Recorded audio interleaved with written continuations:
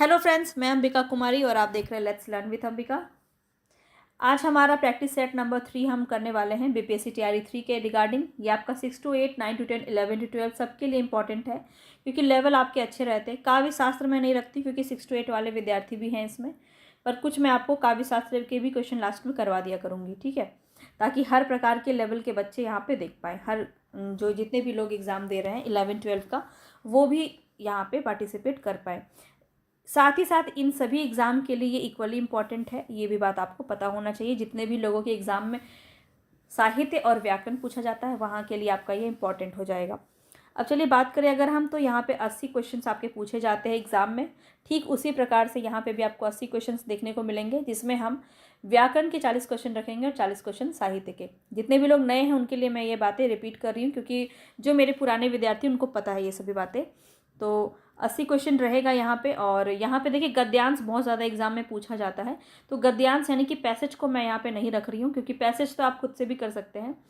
हाँ, उसको करने का कुछ तरीका होता है, जैसे कि पूरा पैसेज आपको पहले नहीं पढ़ना है, आपको पहले क्वेश्चंस पढ़ने हैं। हो सकता है कुछ क्वेश्चंस तो उसमें व्याकरण से संबंधित होते हैं, जैसे उपसर्ग प्रत्यय पूछ लेता है या फिर आपसे समास पूछ लेता है, तो बेकार में आपका पूरा पढ़ के टाइम वेस्ट हो जाता है। तो पहले आप क्वेश्चंस को पढ़िए, और क्वेश्चंस को पढ़ेंगे तो आपको पढ़ते पढ़ते ही दिख जाएगा कि क्या आपका आंसर यहाँ पे होने वाला है, तो बहुत ज़्यादा समय बचता है उस प्रकार से अगर आप देखेंगे तो पैसेज को।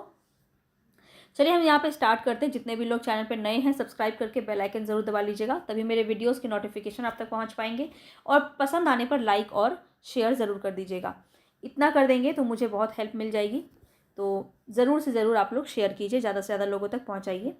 और यहाँ पे आपका क्वेश्चंस का लेवल बिल्कुल अच्छा रहने वाला है, और इस प्रकार के क्वेश्चंस में अगर आप स्कोर अच्छा कर पा रहे हैं तो निश्चित रूप से आप अपने एग्ज़ाम में जितना आप यहाँ कर रहे हैं उससे आप 5 मार्क्स ज़्यादा ही करेंगे, ठीक है, इतना आप मान के चलिए।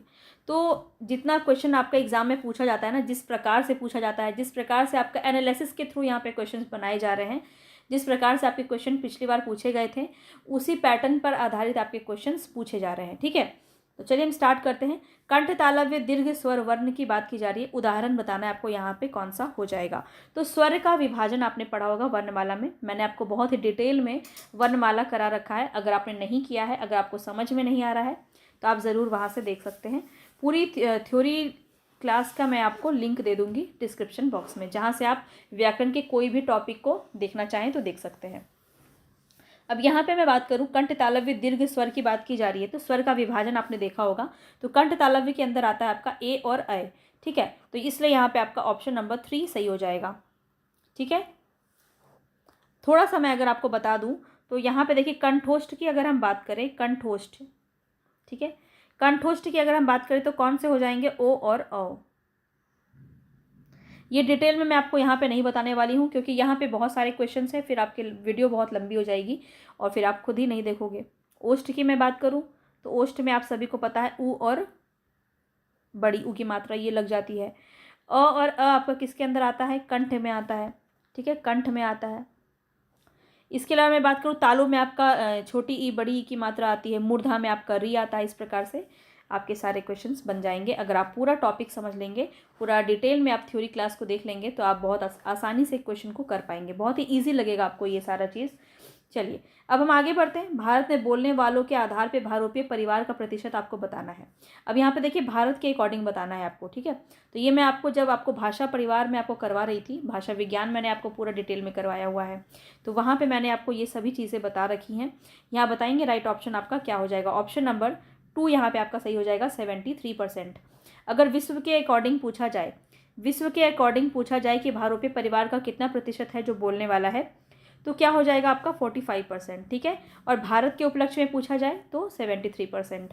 भारोपीय परिवार में कौन कौन सी भाषाएं आती है ये भी आपको याद रखना है, क्योंकि यहाँ से भी आपका एक क्वेश्चन बन सकता है कि भारोपीय परिवार में निम्न में से कौन सी भाषाएं आती हैं, जैसे कि अंग्रेजी, रूसी, फारसी, हिंदी, पंजाबी, जर्मन, नेपाली, ये सभी भाषाएं जो है आपके भारोपीय परिवार से संबंधित है। आगे बढ़ते हैं। नेक्स्ट क्वेश्चन यहाँ पे आपका, हिंदी का पाणिनि किसे कहा जाता है, कामता प्रसाद गुरु, भोलानाथ तिवारी, किशोरीदास वाजपेयी, निम्न में से एक से अधिक या निम्न में से कोई नहीं।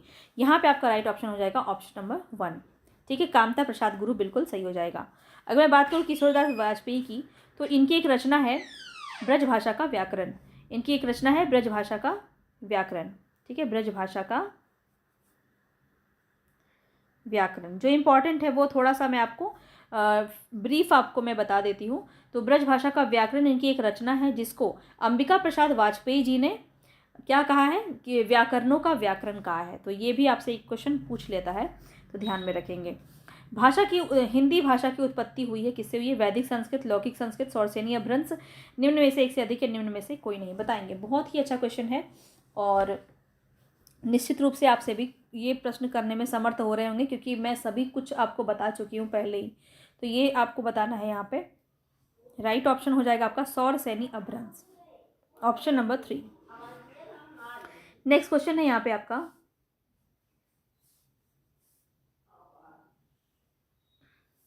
किसी सीमित क्षेत्र में बोली जाने वाली स्थानीय भाषा को क्या कहा जाता है? इस प्रकार से क्वेश्चन आपका बीपीएससी तैयारी 3 में भी पूछा गया था, उपभाषा बोली से। ठीक है, तो इस प्रकार से आपका क्वेश्चन देखने को मिल सकता है क्योंकि मैं सारा एक एक क्वेश्चन से मैं आपको उसी के अकॉर्डिंग क्या और अलग हो सकता है उसी सिमिलर में वो आपको करवाने की कोशिश मैंने की है। बहुत मेहनत लगी है। ये सारे क्वेश्चन मैं सेलेक्ट करके आपके लिए लाई हूँ जो बिल्कुल आपके एग्ज़ाम में आ सकता है। तो यहाँ पे मैं बात करूँ, स्थानीय भाषा की बात की जा रही है, तो यहाँ पे आपका राइट ऑप्शन हो जाएगा बोली।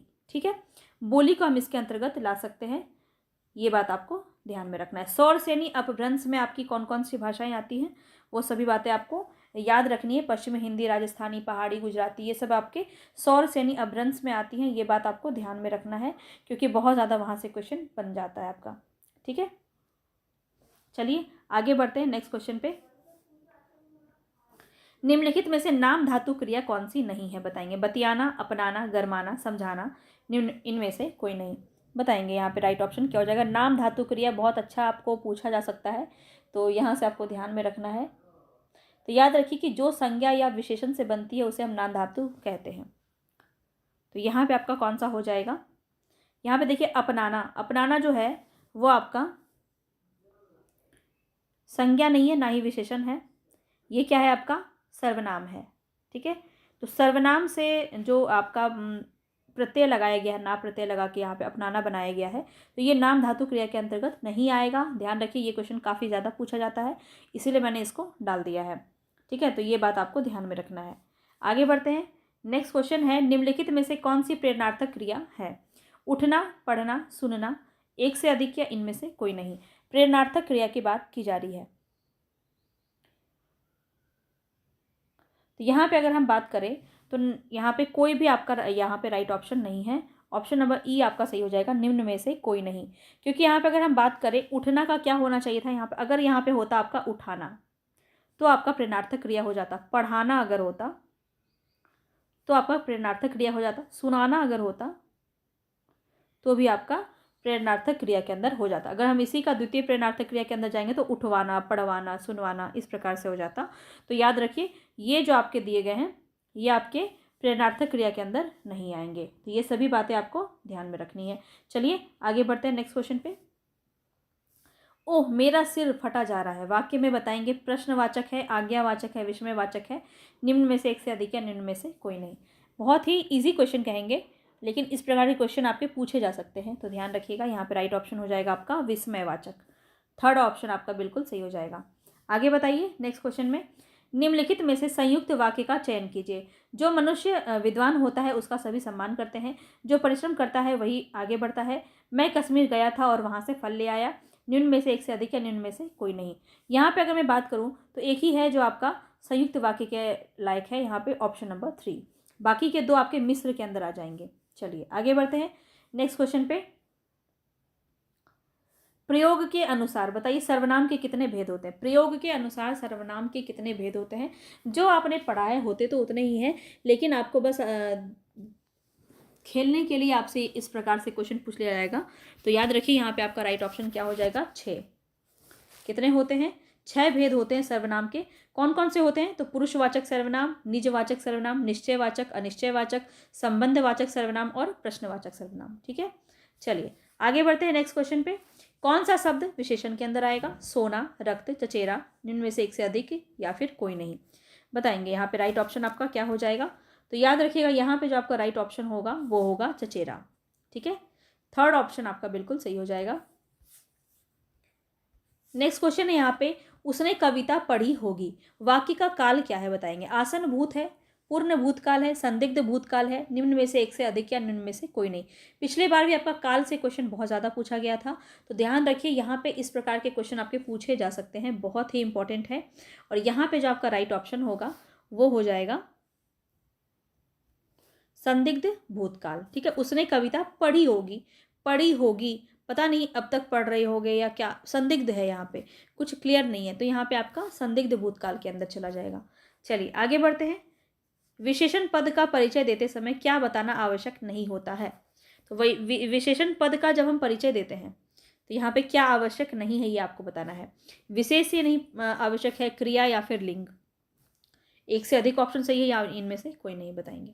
तो देखिए आपको पता है कि यहाँ पे क्रिया का कोई लेना देना नहीं होता है। विशेषण पद का जब हम परिचय करते हैं तो विशेष और विशेषण से परिचय करते हैं, लिंग का भी वहाँ पे परिचय होता है, तो क्रिया से नहीं होता है, इसलिए आपको याद रखना है क्रिया यहाँ पे राइट ऑप्शन हो जाएगा। आगे देखिए विधेय के अंतर्गत क्या आता है बताइए। विधेय के अंतर्गत क्या आता है, तो आप सभी जानते हैं कि वाक्य के दो भेद यहाँ पे बताए गए हैं, उद्देश्य और विधेय नाम से। तो यहाँ पे आपको बताना है विधेय के अंतर्गत क्या क्या आता है। तो देखिए उद्देश्य क्या होता है, जो कर्ता होता है उसी को उद्देश्य कहते हैं, उसी को क्या कहते हैं, उद्देश्य कहते हैं। और जो कर्ता के बारे में जितनी भी बातें की जाती है वो आपका विधेय के अंदर आ जाता है। तो क्या हो जाएगा यहाँ पे आपका राइट ऑप्शन क्या हो जाएगा, तो ध्यान रखेंगे यहाँ पे जो आपका राइट ऑप्शन होगा वो होगा कर्म व क्रिया। कर्म व क्रिया, कर्ता तो नहीं आएगा, कर्ता आपका उद्देश्य के अंदर आता है, तो कर्म व क्रिया। जैसे अगर मैं एक एग्जाम्पल आपको देके समझाऊं, एक मैं आपको एग्जाम्पल देती हूँ यहाँ पे, राम आम खाता है। ठीक है, सिंपल सा है, राम आम खाता है, तो इसमें उद्देश्य क्या है, राम आपका उद्देश्य हो जाएगा क्योंकि राम आपका कर्ता है, और आम आपको पता है कर्म है, क्रिया क्या है, खाता, तो ये कर्म हो गया, ये क्रिया हो गया, ये दोनों मिलकर के आपका विधेय के अंदर आ जाएगा। तो ये बात आपको याद रखनी है, समझ में आ गया। चलिए आगे बढ़ते हैं नेक्स्ट क्वेश्चन पे। बताएंगे रेखांकित पदबंध का नाम क्या है। सुनिए, आपने खाना खा लिया हो तो सो जाओ ना, सो जाइए ना। सुनिए, आपने खाना खा लिया हो तो सो जाइए ना। तो यहाँ पे आपको खाना खा लिया हो तो इतना तक आपको रेखांकित किया गया है, तो बताएंगे यहाँ पे क्या हो जाएगा। उम्मीद है आंसर आपने लगा लिया होगा। तो यहाँ पे देखिए, खाना खा लिया हो तो सोने आ जाओ, नहीं खाया है तो फिर मत आना सोने, कहने का तो मतलब यही है। तो यहाँ पे तो पे सब बातें आपकी निर्भर कर रही है, तो ये तो आपका क्या है, ये आपका क्रिया विशेषण है, तो आपका थर्ड ऑप्शन बिल्कुल सही हो जाएगा। बहुत ही सिंपल है, जो भी रेखांकित शब्द या वाक्य होंगे उसमें आपको जो भी इम्पॉर्टेंट है, जो भी आपको विशिष्ट लग रहा हो कि इसके बिना जो है वाक्य का अर्थ ही बदल जाएगा, तो वो चीज़ आपके पदबंध के अंदर आ जाती है। ठीक है, मतलब उसी एक पद ने पूरे वाक्य को बांध के रखा है, तो पदबंध इसीलिए हम इसको कहते हैं। चलिए आगे बढ़ते हैं नेक्स्ट क्वेश्चन पे। तो पुरस्कार पाने वालों में कुछ हमारे विद्यालय के छात्र हैं। अब यहाँ पे है पुरस्कार पाने वालों में कुछ हमारे विद्यालय के छात्र हैं, तो यहाँ पे क्या आपका होना चाहिए, पुरस्कार पाने वाले कौन होंगे, आपके विद्यार्थी होंगे, विद्यार्थी होंगे ना। तो विद्यार्थी आपके यहाँ पे किसके अंदर आ जाएंगे, संज्ञा के अंदर आ जाएंगे। कल भी आपको, इससे पहले वाले क्लास में भी मैंने बताया था, पदबंध से मैं आपको रेगुलर क्लास दे रही हूँ, इक्वेशन दे रही हूँ, ताकि आप अच्छे से इसको समझ पाएँ। मैं तुमसे टेलीफोन पर बात करूँगा, इस वाक्य में टेलीफोन जो है ये किस कारक में प्रयुक्त हुआ है, टेलीफोन पर किस कारक में प्रयुक्त हुआ है। मैं तुमसे टेलीफोन पर बात करूँगा। अब देखिए क्वेश्चन को देख के ना आप थोड़ा सा जल्दबाजी में गलत कर देंगे क्वेश्चंस को, इस प्रकार के प्रश्न आपके बहुत पूछे जाएंगे, याद रखिएगा। और टेलीफोन पर अगर यहाँ लिखा है तो आप सीधा जाएंगे अधिकरण में पर होता है, तो बस अधिकरण में जाके लगा देंगे और आपका ये गलत हो जाएगा। तो ध्यान रखेंगे यहाँ पे आपका राइट ऑप्शन हो जाएगा करण कारक, क्योंकि जब साधन की बात की जाए, किससे बात करेंगे, टेलीफोन से बात करेंगे। ठीक है, मैं तुमसे टेलीफोन पर बात करूँगा, तो किससे, यानी कि यहाँ पे जब साधन की बात की जाए, टेलीफोन क्या है, साधन है। जब आप पढ़िएगा कारक में तो आपको पता चलेगा कि यहाँ पे करण कारक में क्या होता है, जब हम किसी साधन के द्वारा कुछ भी प्रयोग करते हैं तो वो आपका किसके अंदर आ जाता है, करण कारक के अंदर आ जाता है। ठीक है, तो तुमसे यहाँ पे ये वाला से आप ले लो टेलीफोन पर, तो यहाँ पे आप इसको टेलीफोन पर देख करके पर यहाँ पे देख के अधिकरण नहीं लगाएंगे, आपको ध्यान से समझना पड़ेगा वाक्य के अंदर बात क्या हो रही है, ठीक है। उसके अकॉर्डिंग कारक की जो भी आपके सूत्र हैं, जो भी उसका रूल है, उसके अकॉर्डिंग आपको आंसर लगाना है। आगे देखते हैं यहाँ पे राइट ऑप्शन क्या हो जाएगा। विपजाल का सही संधि विच्छेद क्या होगा।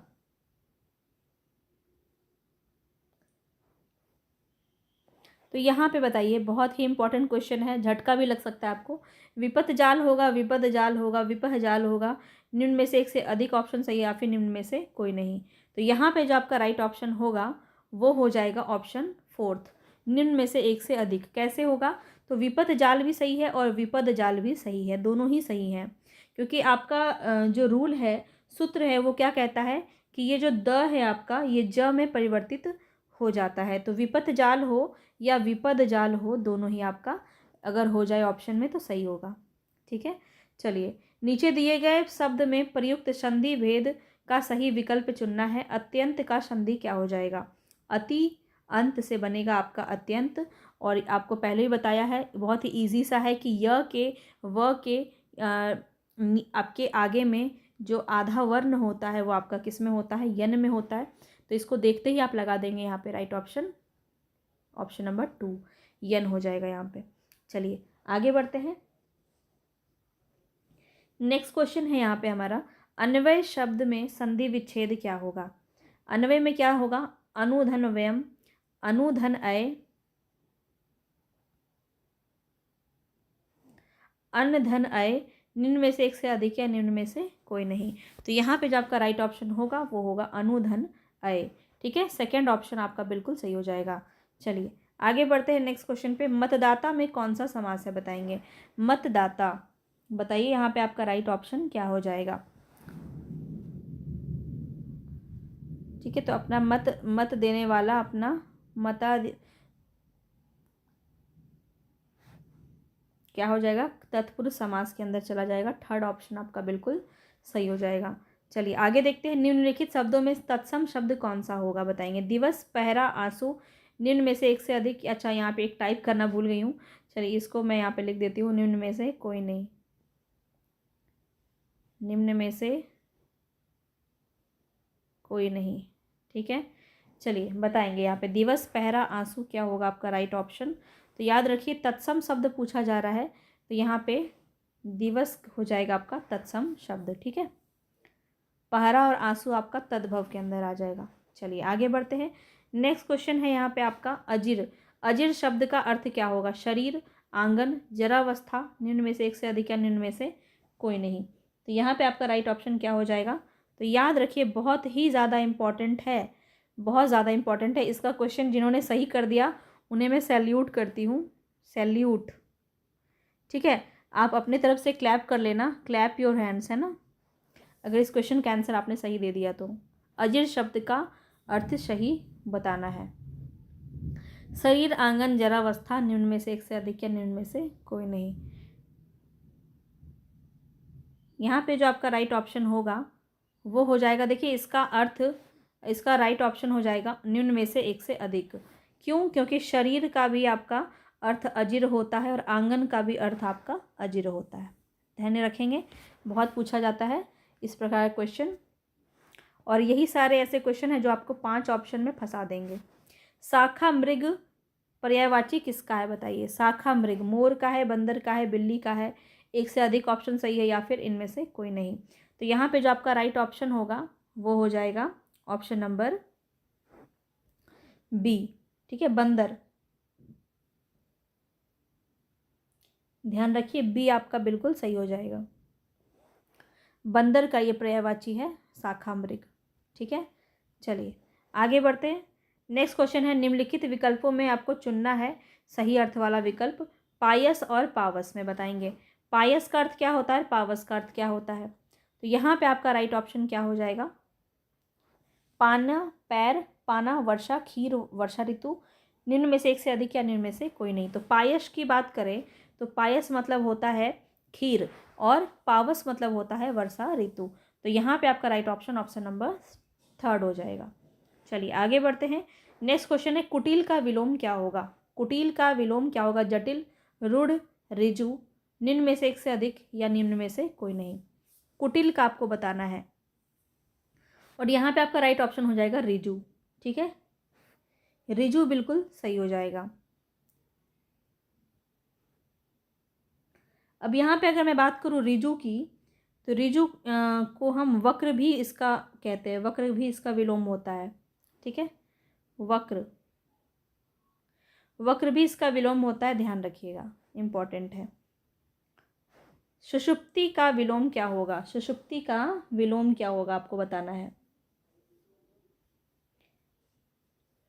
जागृति, जगाना, जागरण, निम्न में से एक से अधिक या निम्न में से कोई नहीं। तो यहाँ पे आपका राइट ऑप्शन क्या हो जाएगा? ऑप्शन नंबर ए, जागृति बिल्कुल सही हो जाएगा। ठीक है, सुषुप्ति का विलोम हो जाएगा जागृति। आगे देखिए, मिश्र वाक्य में आपको पहचानना है। अगर बाहर अगर बारिश हो रही है तो छाता लेकर जाओ। रेलगाड़ी बहुत तेज चल रही है। सुरेश ने काम किया और अपने घर चला गया। निम्न में से एक से अधिक या निम्न में से कोई नहीं। तो देखते ही आप समझ गए होंगे, बाहर अगर बारिश हो रही हो तो छाता लेकर जाना। राइट ऑप्शन आपका ऑप्शन नंबर 1 हो जाएगा।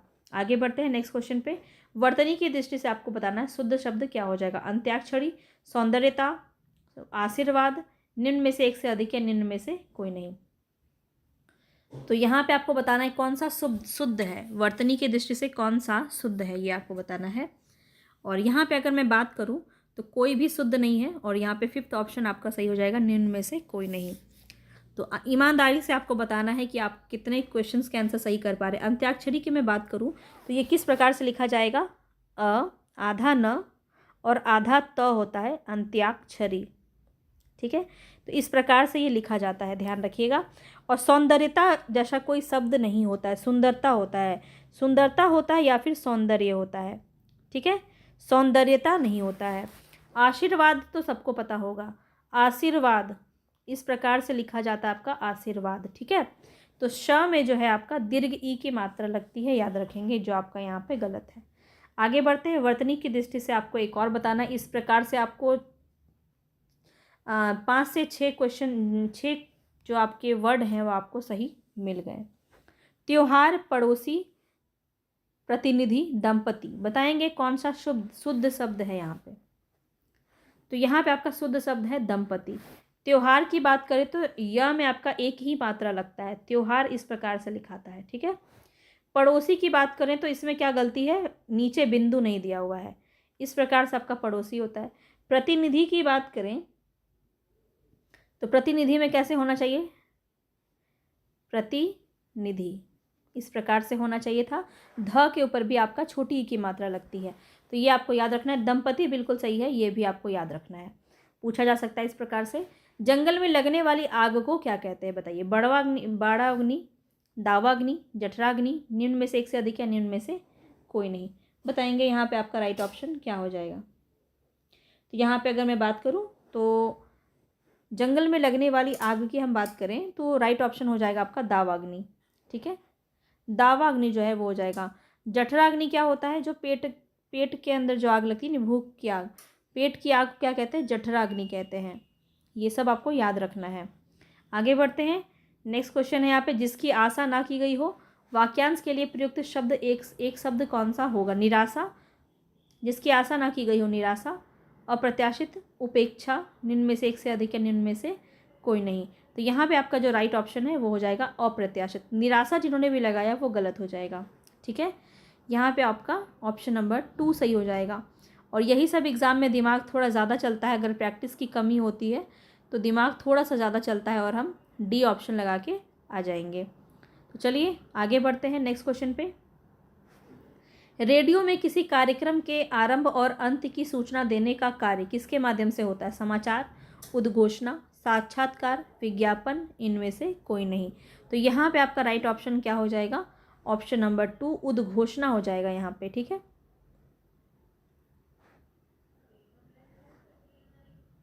आगे बढ़िए। नेक्स्ट क्वेश्चन है यहाँ पे, निबंध लेखन के लघु रूप को क्या कहते हैं?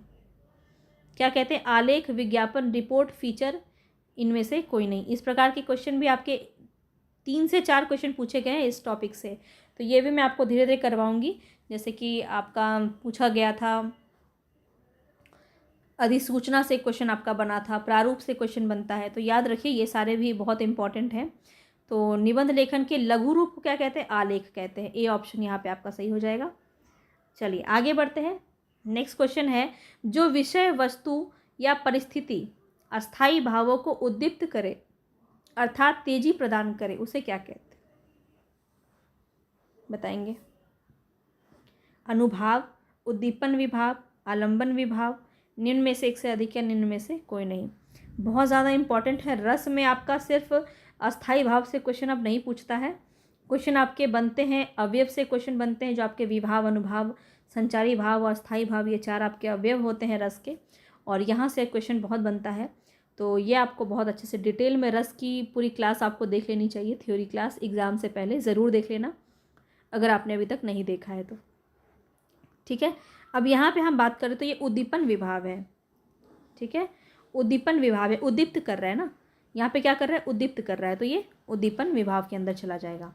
चलिए आगे बढ़ते हैं। नेक्स्ट क्वेश्चन है यहाँ पे, वेशभूषा से जो भाव प्रदर्शित किए जाते हैं उन्हें क्या कहा जाता है? बहुत ही ज़्यादा इंपॉर्टेंट है। रस से अनेकों क्वेश्चंस बनाए जा सकते हैं। और देखिए यहाँ पे मैं जो कोशिश कर रही हूँ ये काफ़ी इंपॉर्टेंट है आपके लिए, तो इसको बिल्कुल समझने की कोशिश कीजिएगा। वेशभूषा से जो भाव प्रदर्शित किए जाते हैं वो आपके आहार्य के अंदर आते हैं। ठीक है, ऑप्शन नंबर 3 यहाँ पे आपका हो जाएगा। ठीक है, और कायिक के अंदर क्या आता है? तो कायिक आपका जिसके शरीर के द्वारा काया से याद रखिए शरीर, और शरीर के द्वारा जिस भाव को हम प्रदर्शित करते हैं वो आपका कायिक के अंदर आता है। सात्विक, तो आपके सात्विक के कितने आपके सात्विक होते हैं, ये मुझे सात्विक भाव कितने होते हैं ये मुझे आप कमेंट बॉक्स में बताइएगा। डिटेल में आपको बताया गया है तो ध्यान रखेंगे। सात्विक अनुभाव, देखो ये क्वेश्चन बन गया सीधा फिर से।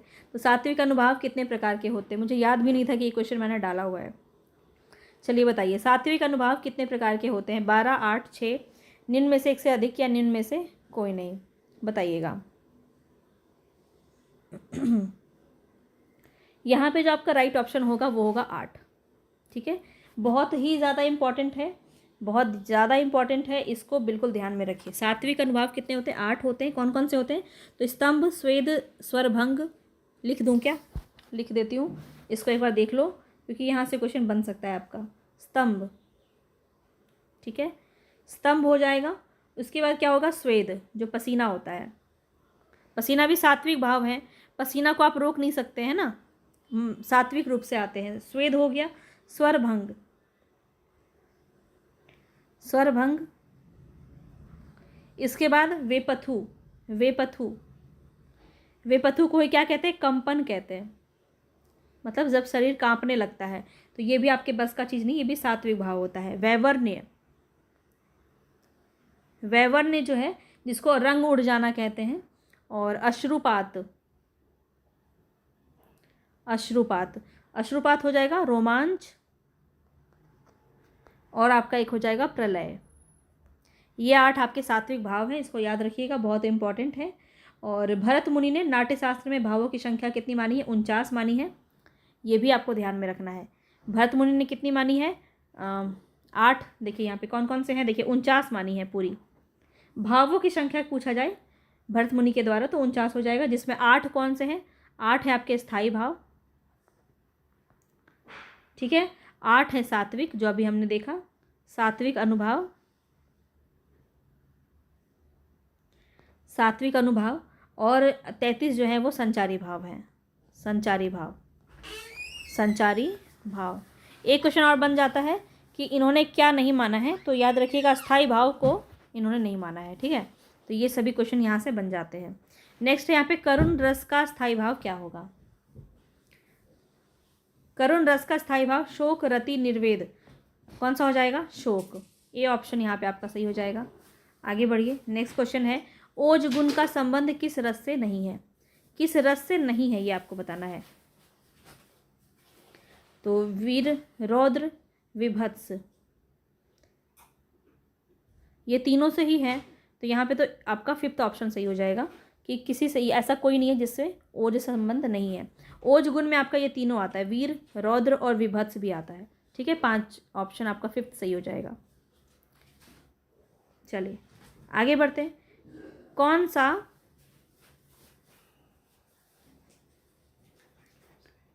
मात्रिक छंद नहीं है?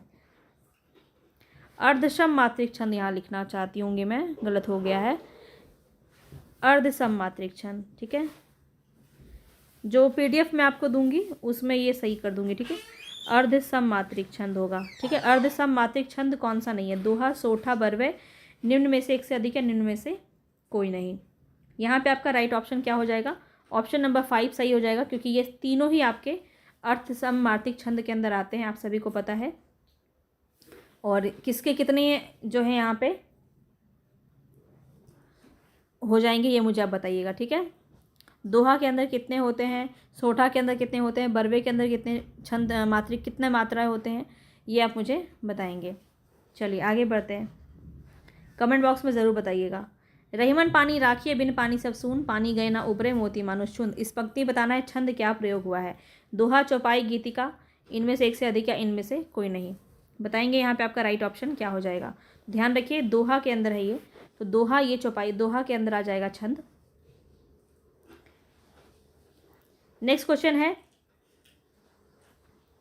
अपने अपने पिंजरे जूठन कौन सा सही सुमेलित है? बताइए कौन सा सही सुमेलित है इसमें से? अपने अपने पिंजरे, तो ये ओम प्रकाश वाल्मीकि का नहीं है, ये तो गलत हो गया। जूठन भी जो है मोहनदास नेमिसारण्य का नहीं है।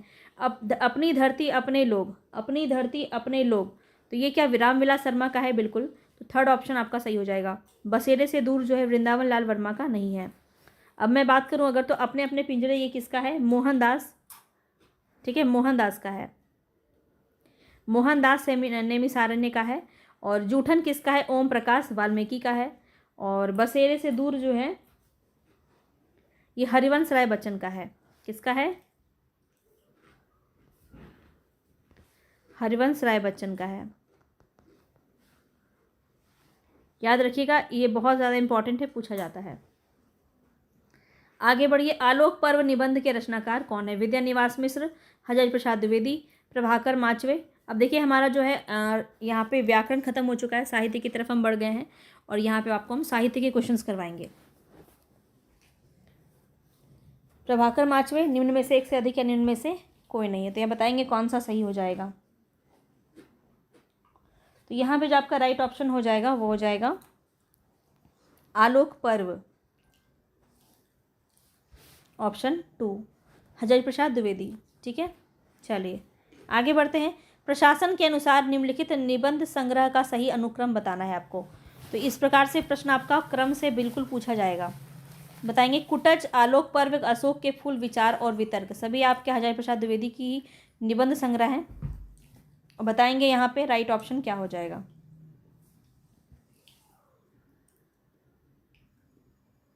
तो यहाँ पे अगर हम बात करें राइट ऑप्शन, तो वो हो जाएगा अशोक के फूल, विचार और वितर्क, कुटज और आलोक पर्व। अगर हम इसका देखें समय, तो प्रकाशन वर्ष क्या रहेगा? 1948 में अशोक के फूल, विचार और वितर्क की बात करें 1957, कुटज जो है वो 1964 में प्रकाशित हुआ, और आलोक पर्व 1965 में। इस प्रकार से ही इसको याद रखेंगे। चलिए आगे बढ़ते हैं। कहानी संग्रह बताना है, फणीश्वरनाथ रेणु की कौन सी नहीं है? आदिम रात्रि की महक, प्रेम प्रतिमा, सप्त सुमन, निम्न में से एक से अधिक या निम्न में से कोई नहीं। फणीश्वरनाथ रेणु की कौन सी यहाँ पे नहीं होगी? तो यहाँ पे आपका राइट ऑप्शन है ऑप्शन नंबर 4, निम्न में से एक से अधिक ऑप्शन आपका सही है। तो कौन सी है? तो देखिए आपका आदिम रात्रि की महक जो है ये आपका फणीश्वरनाथ रेणु की है। प्रेम प्रतिमा और सुप्त सुमन ये दोनों किसकी है? तो याद रखिए प्रेमचंद की है। ठीक है, प्रेमचंद की है, बहुत पूछी जाती है। कहानी संग्रह है ये, प्रेम प्रतिमा और सप्त सुमन पूछा जा सकता है, याद रखिएगा। आगे बढ़ते हैं। नेक्स्ट क्वेश्चन है यहाँ पे, कौन सा सही सुमेलित नहीं है? हित तरंगिनी सही है, कृपाराम की है। सुदामा चरित नरोत्तम दास की है। माधवा नल काम कंदला ये केशव दास की नहीं है। और मदनाष्टक जो है ये भी आपका रहीम दास की है। तो यहाँ पे राइट ऑप्शन क्या हो जाएगा? माधवा नल काम कंदला ये किसकी है? तो आलम की है, जो रीति कवि हैं, आलम की है। ठीक है, चलिए आगे बढ़ते हैं नेक्स्ट क्वेश्चन पे। नेक्स्ट क्वेश्चन है यहाँ पे आपका, भूषण का वास्तविक नाम क्या था? बताएंगे। घनश्याम, रास बिहारी, कृष्णदास, निम्न में से एक से अधिक या निम्न में से कोई नहीं। तो यहाँ पे जो आपका राइट ऑप्शन होगा वो हो जाएगा आपका घनश्याम। ठीक है, घनश्याम यहाँ पे बिल्कुल सही हो जाएगा। 47 नंबर में आपका राइट ऑप्शन ए। आगे बढ़ते हैं। नेक्स्ट क्वेश्चन है, बिहारी कवि हैं, किस प्रकार के कवि हैं? रीति सिद्ध है, रीतिबद्ध है, रीति मुक्त है, निम्न में से एक से अधिक है, निम्न में से कोई नहीं। तो यहाँ पे आपका राइट ऑप्शन क्या हो जाएगा? ध्यान रखेंगे, बहुत ही इंपॉर्टेंट क्वेश्चन है। और रीति सिद्ध जो है यहाँ पे बिल्कुल सही हो जाएगा, रीति सिद्ध। ठीक है, रीति मुक्त की बात करें तो रीति मुक्त के अंदर आ जाते हैं आपके बोधा, आलम, ठाकुर, घनानंद। ठीक है, और रीतिबद्ध तो आपके पद्माकर, चिंतामणि, ये सब जो हो जाएंगे, केशवदास, ये सब आपके रीतिबद्ध है। और रीति सिद्ध कौन है? बिहारी। नेक्स्ट क्वेश्चन पे चलते हैं। नेक्स्ट क्वेश्चन यहाँ पे, सुजान विनोद, बताएंगे इसके रचनाकार कौन है? घनानंद, देव, पद्माकर, सुजान विनोद। 49 नंबर में आपका राइट ऑप्शन क्या हो जाएगा? तो देव हो जाएगा। देव बहुत ही इंपॉर्टेंट है, इनकी रचनाएं बहुत ज़्यादा इंपॉर्टेंट है, तो याद रखिए। तो देव द्वारा जो रचित ग्रंथ हैं उनकी संख्या कितनी मानी गई है? 72 मानी गई है, ये बात आपको ध्यान में रखना है। और लेकिन वर्तमान में जो इनकी रचनाएं जो उपलब्ध हैं वो कितनी हैं? 15 ग्रंथ इनकी उपलब्ध हैं। ठीक है, उपलब्ध हैं। इनकी कुछ महत्वपूर्ण रचना है, जैसे कि भाव विलास, भवानी विलास, प्रेम तरंग, काव्य रसायन, देव शतक, देव माया प्रपंच, ये सभी आपको याद रखने हैं, पूछे जाते हैं। चलिए आगे बढ़ते हैं। नेक्स्ट क्वेश्चन है यहाँ पे, कौन सा लेखक भारतेंदु मंडल का नहीं है? बताइए। इस प्रकार क्वेश्चन बहुत ही ज़्यादा एक्सपेक्टेड है। भारतेंदु मंडल के कौन से लेखक नहीं है? श्रीधर पाठक, बालकृष्ण भट्ट, मैथिली शरण गुप्त, निम्न में से एक से अधिक या निम्न में से कोई नहीं। तो यहाँ पे आपका राइट ऑप्शन 4 हो जाएगा, क्योंकि श्रीधर पाठक और मैथिली शरण गुप्त ये दोनों ही आपके द्विवेदी युग के, ठीक है, द्विवेदी युग के हैं, ये भारतेंदु मंडल में नहीं आएंगे। बालकृष्ण भट्ट जो है ये आपके भारतेंदु मंडल के अंदर आ जाएंगे। भारतेंदु युग का कौन सा कवि पुष्टि मार्ग में दीक्षित है? कवि हो जाएगा यहाँ पे।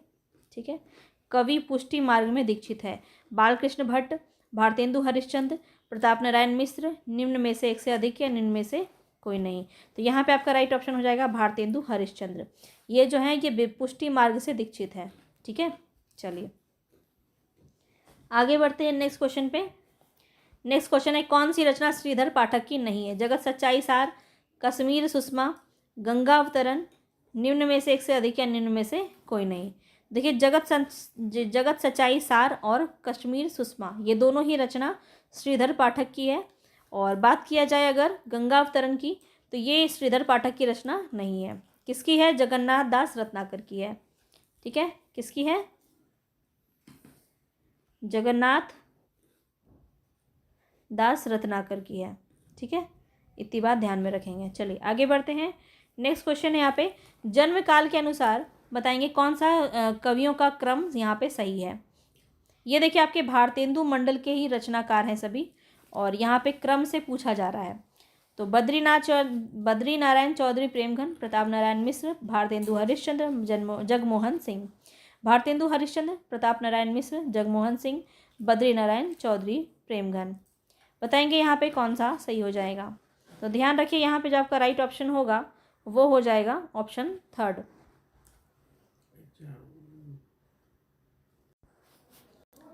तो यहाँ पे कौन सा हो जाएगा? 3rd ऑप्शन आपका सही हो जाएगा।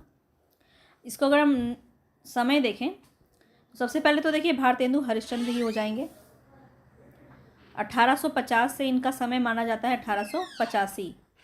ठीक है, बद्री नारायण चौधरी प्रेमघन जो है ये 55 से है। मृत्यु आपसे नहीं पूछा जाएगा, जन्म पूछा जाएगा।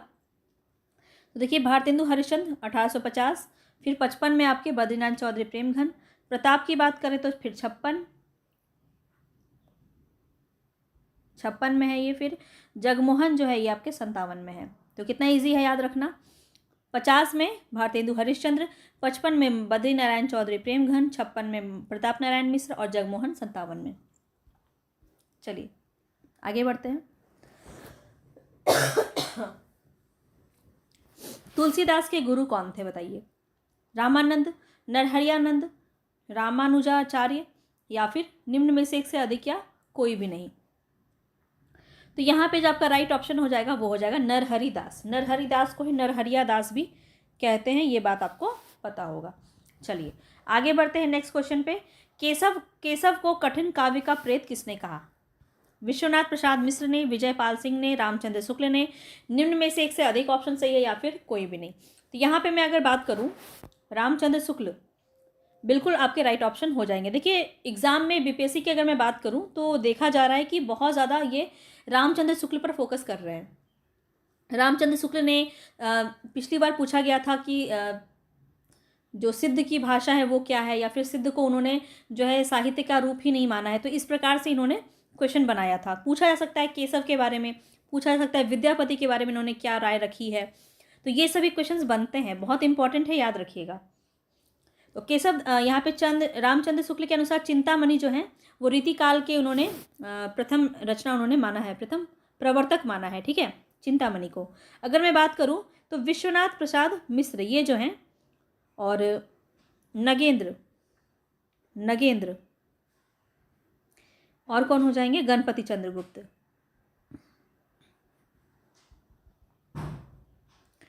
गणपति चंद्रगुप्त, ठीक है, तो ये याद रख लीजिएगा, गणपति से समझ में आ जाएगा। विश्वनाथ प्रसाद मिश्र, नगेंद्र और गणपति चंद्रगुप्त ने किसे माना है? केशव दास को जो है हिंदी रीति काव्य का प्रवर्तक माना है। तो पूछा जा सकता है, याद रखिएगा। और रामचंद्र शुक्ल ने किसे माना है? चिंतामणि को, ठीक है। कौन सी रचना प्रबंध काव्य नहीं है, बताइए? रामचरितमानस, विनय पत्रिका, कामायनी, एक से अधिक ऑप्शन सही है, या फिर इनमें से कोई नहीं। प्रबंध काव्य इनमें से कौन सा नहीं है, ये आपको बताना है। और यहाँ पे आपका राइट ऑप्शन क्या हो जाएगा? यहाँ पे आपका राइट ऑप्शन हो जाएगा विनय पत्रिका, ठीक है। विनय पत्रिका जो है ये प्रबंध काव्य के अंदर नहीं आता है।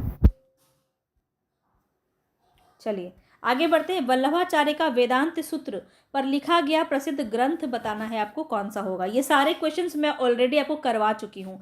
अगर आप मेरे प्रीवियस वीडियो आपने मेरे देखे होंगे तो सभी क्वेश्चंस के आंसर आप कर पा रहे होंगे, क्योंकि आपको हर लेवल का क्वेश्चन मैंने करवा रखा है ऑलरेडी। आप अगर मेरे चैनल पर जाइएगा तो आपको आदिकाल, भक्तिकाल, रीतिकाल, आधुनिक काल सभी का अलग अलग से प्लेलिस्ट बना हुआ है, उसको जाके विजिट करेंगे तो बहुत अच्छे से मैंने सभी चीज़ें करवाई हुई हैं पहले से ही। तो अनुभास ही यहाँ पे थर्ड ऑप्शन आपका सही हो जाएगा। चलिए आगे बढ़ते हैं नेक्स्ट क्वेश्चन पे। नेक्स्ट क्वेश्चन यहाँ पे आपका जन्म के आधार पर इन कवियों का सही अनुक्रम आपको बताना है। तो ये मैं आपको बता चुकी हूँ। तो जब आपको मैंने बताया था अष्टछाप से प्रश्न आपका पूछा जा रहा है, पिछली बार भी आपका अष्टछाप से प्रश्न बना था, तो अष्टछाप को याद रख लीजिए। इसकी स्थापना दिवस मुझे बताएंगे, इसकी स्थापना कब हुई कमेंट बॉक्स में मुझे आप बताइएगा। और सभी कवि का आपको क्रम मैंने बता रखा है बहुत बार, तो ये आपको क्रम याद रखना है, ठीक है। तो सबसे पहले कौन है? कुंभन दास, फिर सूरदास, फिर परमानंद, फिर कृष्णदास, और ये चारों आपके वल्लभाचार्य के शिष्य हैं, ठीक है। इसके बाद आपके आते हैं नीचे गोविंद स्वामी, छित स्वामी, चतुर्भुज दास, और कौन थे? एक नंददास। ये चार आपके विट्ठलनाथ के शिष्य हैं। तो ये आपको पूरा याद रखना है, कंठस्थ कर लो अष्टछाप को, पूछा जा सकता है। चलिए आगे बढ़ते हैं। नेक्स्ट है यहाँ पे सुर की रचना कौन सी नहीं है? तो सुरसागर है, सुरसारावली भी है, रास पंचाध्याय नहीं है। तो थर्ड ऑप्शन आपका सही हो जाएगा, नंददास की रचना है, याद रखिए। किसकी है? नंददास की है। चलिए आगे बढ़ते हैं। नेक्स्ट क्वेश्चन है भक्ति काल के किस कवि को जड़िया के कवि के नाम से विभूषित किया जाता है? किसको कहा जाता है जड़िया? तो यहाँ पे आपका राइट ऑप्शन हो जाएगा नंददास। नंददास को जड़िया कवि के नाम से जाना जाता है, ठीक है। यहाँ पे आपका राइट ऑप्शन नंबर 1 हो जाएगा। गोरी सोवे सेज पर मुख पर डारे केस, इस पंक्ति में बताना ये किसके द्वारा कहा गया है। इस प्रकार से ही आपका मिलता जुलता क्वेश्चन पूछा गया था पिछली बार बीपीएससी तैयारी 3 में, ठीक है। 6 to 8 में ही आई थिंक पूछा गया था ये। गोरी सोवे सेज पर मुख पर डारे केस, ये जो है किस अवसर पर कहा गया है, इस प्रकार से कुछ क्वेश्चन बना था। तो याद रखिएगा अमीर खुसरो की ये पंक्ति है, और इन्होंने अपने गुरु निजामुद्दीन औलिया के मृत्यु पर ये लिखा था, ठीक है। तो ये दोनों ही बातें आपको ध्यान रखनी है, इस प्रकार से प्रश्न आपका पूछा गया है। आगे बढ़ते हैं। नेक्स्ट क्वेश्चन है आध्यात्मिक रंग के चश्मे आजकल बहुत सस्ते हो गए हैं, इन्हें चढ़ाकर जैसे कुछ लोगों ने गीत गोविंद के पदों को आध्यात्मिक संकेत बताया है, वैसे ही विद्यापति के इन पदों को भी शुक्ल जी ने विद्यापति के इन पदों को भी बताया है। ठीक है, तो शुक्ल जी के इस कथन का आशय क्या है, क्या मतलब है इसका, तो ये देखिए आपको समझ में आना चाहिए। विद्यापति को कई लोग जो है श्रृंगारी कवि कहते हैं और कई लोग आध्यात्मिक कवि मानते हैं। तो इसी पे इन्होंने जो है विरोध किया है, आध्यात्मिक कवि ये नहीं मानते हैं। इन्होंने कहा है कि सबसे ज़्यादा जो है श्रृंगारिक रचनाएं इन्होंने की हैं विद्यापति ने, तो ये आध्यात्मिक कैसे हो गए। इसका मतलब तो ये है कि आध्यात्मिक रंग के चश्मे काफ़ी सस्ते हो गए हैं। तो यहाँ पे इसीलिए इन्होंने ये बात कही। तो क्या हो जाएगा right option, option number 3, Vidyapati के पद अधिकतम श्रृंगार के ही हैं, यही इनका कहना था। आगे बढ़िए, नेक्स्ट क्वेश्चन है, गद्य पद मिश्र चंपू काव्य की प्राचीनतम कृति कौन सी है। वर्ण रत्नाकर, उक्ति व्यक्ति प्रकरण, राउरवेल, निम्न में से एक से अधिक या कोई नहीं। तो मैं आपको ये काफ़ी बार बता चुकी हूँ, बहुत बार मैंने इसको डिटेल में आपको बताया हुआ है। तो याद रखिए यहाँ पे राइट ऑप्शन आपका राउरवेल हो जाएगा। ठीक है, 3rd ऑप्शन। चलते हैं आगे नेक्स्ट क्वेश्चन पे।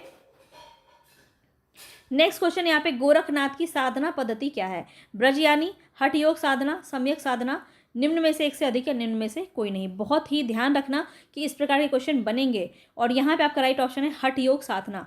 क्वेश्चन आपसे ये भी पूछा सकता है कि गोरखनाथ की साधना पद्धति जो है हठ योग में हठ का अर्थ क्या है, तो पूछा जा सकता है इस प्रकार से। ठीक है, या पूछा जाएगा हठ योग में हठ की ह का अर्थ क्या है।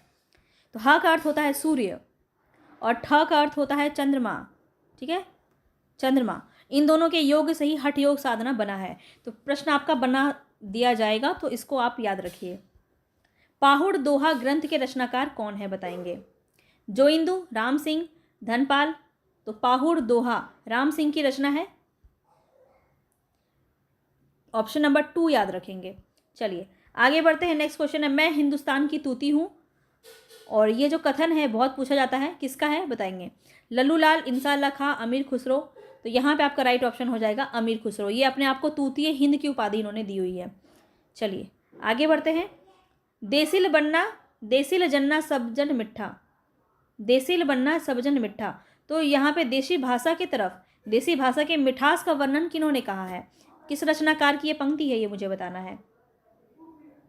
यहाँ पे आपका राइट ऑप्शन हो जाएगा विद्यापति। ठीक है, और इनकी जो देसी भाषा यानी कि कौन सी थी, मैथिल। मैथिल कोकिल भी ये कहे जाते हैं। ठीक है, मैथिल कोकिल कहे जाते हैं, मैथिल कोकिल बहुत बनता है। अभिनव जयदेव की नाम से भी इनको जाना जाता है। तो ये सब आपको याद रखना है। हिंदी साहित्य का आलोचनात्मक इतिहास के लेखक कौन है बताएंगे। डॉक्टर राम कुमार वर्मा, हजारी प्रसाद द्विवेदी, डॉक्टर नलिन विलोचन शर्मा, निम्न में से एक से अधिक या निम्न में से कोई नहीं। तो यहाँ पे आपका राइट ऑप्शन हो जाएगा डॉक्टर राम कुमार वर्मा। डॉक्टर राम कुमार वर्मा की ये रचना है और ये ग्रंथ है इनका। ठीक है, इनकी एक बहुत ही महत्वपूर्ण रचना है पृथ्वीराज की आंखें, काफ़ी पूछी जाती है। तो याद रखिएगा राम कुमार वर्मा की ही रचना है पृथ्वीराज की आंखें। ठीक है, राम कुमार वर्मा ने अमीर खुसरो को अवधी भाषा का प्रथम कवि भी माना है। तो ये भी बात आपको ध्यान रखना है। राम कुमार वर्मा ने अमीर खुसरो को अवधी भाषा का प्रथम कवि माना है। ठीक है, अवधी भाषा का। चलते हैं आगे। रीति काल को सर्वप्रथम श्रृंगार काल का नाम रखने का सुझाव किसने दिया।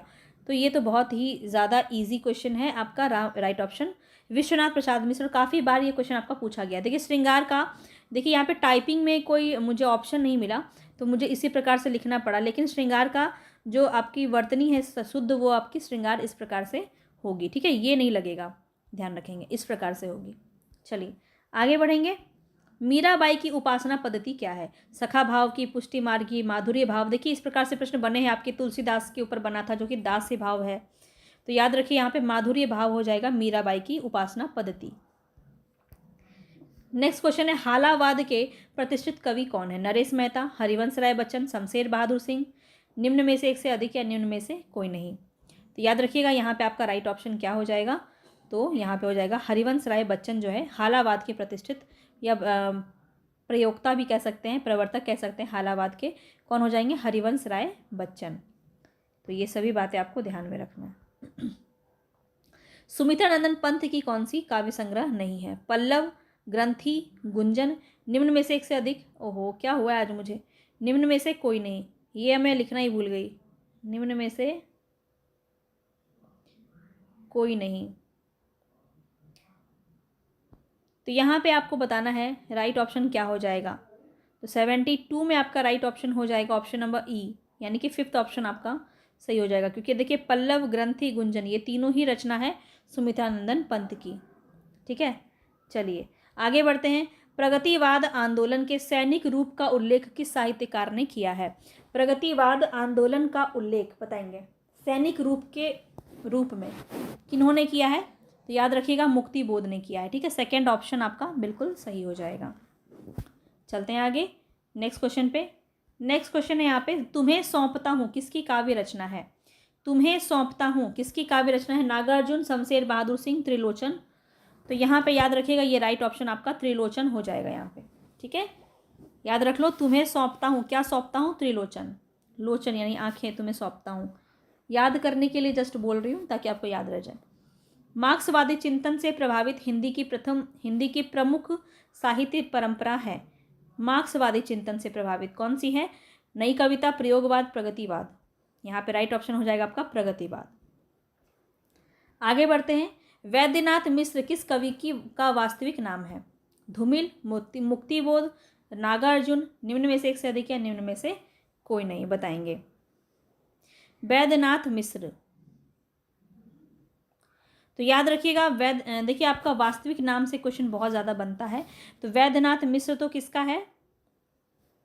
नागार्जुन का है। ठीक है, वैद्यनाथ मिश्र। मैं बात करूँ धूमिल की, तो धूमिल का क्या नाम है? सुदामा पांडे। ठीक है, सुदामा पांडे। और अगर मैं बात करूँ मुक्तिबोध की, तो गजानन माधव इनका नाम है, याद ही आपको होगा, गजानन माधव मुक्तिबोध। गजानन माधव मुक्तिबोध। एक और इनका पूछा जाता है त्रिलोचन का। त्रिलोचन के रचना का जो इनका वास्तविक नाम है वो क्या हो जाएगा? वासुदेव सिंह। ठीक है, याद रखिएगा। चलिए आगे बढ़ते हैं। कुंवर नारायण का काव्य संग्रह कौन सा? यहाँ पे नहीं होगा, होगा गलत पढ़ दिया मैंने। कुंवर नारायण का काव्य संग्रह कौन है इनमें से? राइट ऑप्शन बताएंगे मछली घर, धूप के धान, आत्मजयी, निम्न में से एक से अधिक या निम्न में से कोई नहीं। तो यहाँ पे आपका राइट ऑप्शन हो जाएगा ऑप्शन नंबर 3। ये किसका है? कुंवर नारायण का है। ठीक है, 77 नंबर आपका बिल्कुल सही हो जाएगा। मछली घर की मैं बात करूँ, मछली घर ये किसका है? विजय देव नारायण शाही का है। ठीक है, विजय देव नारायण शाही। और धूप के धान किसकी रचना है? तो याद रखिए गिरजा कुमार माथुर का। ठीक है, गिरजा कुमार माथुर बहुत इंपॉर्टेंट है। धूप के धान, शिलापंख चमकीले, बहुत ज़्यादा पूछा जाता है इनका, याद रख लीजिएगा। 1951 में, सन 1951 में प्रकाशित दूसरा सप्तक में कौन सी कवित्री शामिल है? बहुत इंपॉर्टेंट है, मुझे लगता है ये क्वेश्चन आपका इस प्रकार से पूछा जाएगा डेफिनेटली, क्योंकि सप्तक से प्रश्न आपका पूछा जा रहा है और कवित्री से बन सकता है। बताएंगे यहाँ पे कौन सा सही हो जाएगा। सुमन राजे, कीर्ति चौधरी, शकुंतला माथुर। आप सभी जानते हैं कि ये सभी आपके सप्तक से ही रिलेटेड है, लेकिन आपको स्पेसिफिक बताना है दूसरे सप्तक से कौन रिलेटेड है। ठीक है, तो दूसरे सप्तक से कौन है? शकुंतला माथुर। ठीक है, शकुंतला माथुर जो है वो दूसरे सप्तक से हैं। बात करूँ तो कीर्ति की बात करूँ तो ये तीसरे सप्तक से हैं। ठीक है, ये थर्ड सप्तक से हैं। और सुमन राजे फोर्थ सप्तक से है। ठीक है, चलिए तार सप्तक में कौन से कवि सम्मिलित नहीं है? कौन से कवि सम्मिलित नहीं है तार सप्तक में? बताएंगे भारत भूषण अग्रवाल, मुक्तिबोध, नेमीचंद्र जैन, निम्न में से एक से अधिक या निम्न में से कोई नहीं। यहाँ पे आपका राइट ऑप्शन हो जाएगा निम्न में से कोई नहीं, क्योंकि ये तीनों ही जो हैं आपके तार सप्तक के में सम्मिलित है। तार सप्तक मतलब ये पहला वाला। एक बात और ध्यान में रखिएगा कि कभी भी ऐसा अगर ऑप्शन में दिख जाए दूसरा तार सप्तक, तीसरा तार सप्तक, तो गलत हो जाएगा, वो ऑप्शन ही गलत होगा, वो ऑप्शन गलत होगा, याद रखिएगा। ठीक है, कैसे कहेंगे? दूसरा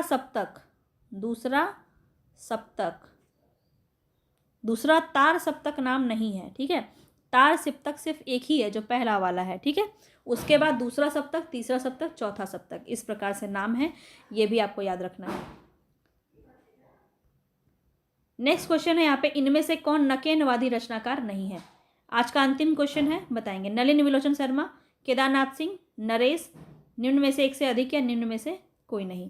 तो यहाँ पे आपका राइट ऑप्शन हो जाएगा केदारनाथ सिंह जो है ये नहीं है। इनके अलावा कौन है? के फॉर कौन है? नकेनवादी, न के न से नलिन विलोचन, क से कौन है ये मुझे आप कमेंट बॉक्स में बताएंगे। इसके बाद न से कौन है, नरेश। तो इनके नाम से ही संबंधित है, न के नवादी, याद रखिएगा। पूरा 80 क्वेश्चन हमने कंप्लीट कर लिया। कितने मार्क्स आपके बने ये मुझे आप 80 आउट ऑफ बताएंगे कमेंट बॉक्स में, ठीक है। मिलेंगे फिर से नेक्स्ट प्रैक्टिस सेट में, तब तक के लिए धन्यवाद। पसंद आया होगा तो प्लीज़ लाइक कर देना और ज़्यादा से ज़्यादा लोगों तक शेयर कर देना। धन्यवाद।